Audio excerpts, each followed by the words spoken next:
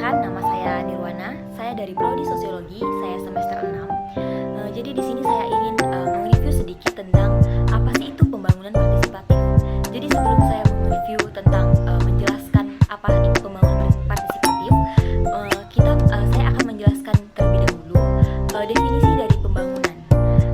Menurut Siagian 1994, pembangunan itu merupakan suatu usaha atau rangkaian usaha pertumbuhan dan perubahan yang berencana dan dilakukan dengan sadar oleh bangsa, negara maupun pemerintah menuju modernitas dan dalam rangka pembinaan bangsa. Jadi di sini baik itu pemerintah, negara ataupun masyarakat sama-sama ingin menuju ke modernitas dengan adanya pembinaan-pembinaan.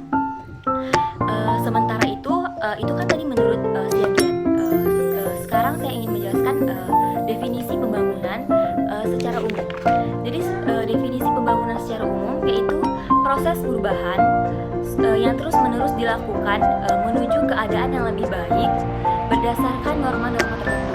Jadi di sini artinya perubahan-perubahan dilakukan dengan sadar dan dengan sesuai norma-norma yang ada. Baiklah, setelah definisi dari pembangunan, kita masuk sekarang ke definisi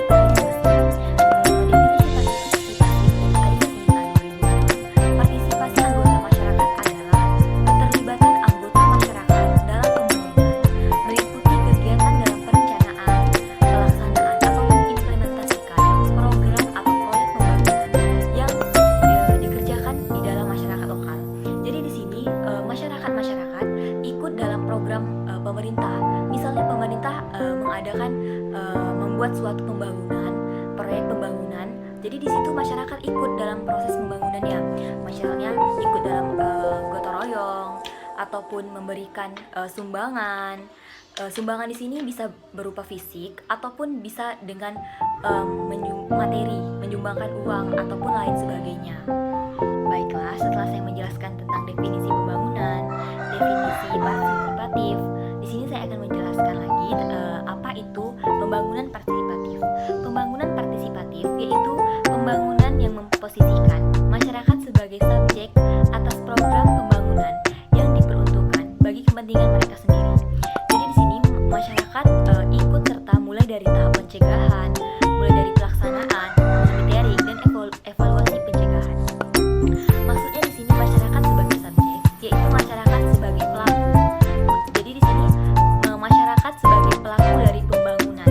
Masyarakat ikut serta dalam pembangunan yang ada, bukan sebagai objek. Kalau objek itu masyarakat, pemerintah mengadakan suatu program dan programnya itu hanya untuk masyarakat, tapi masyarakat tidak sebagai pelakunya.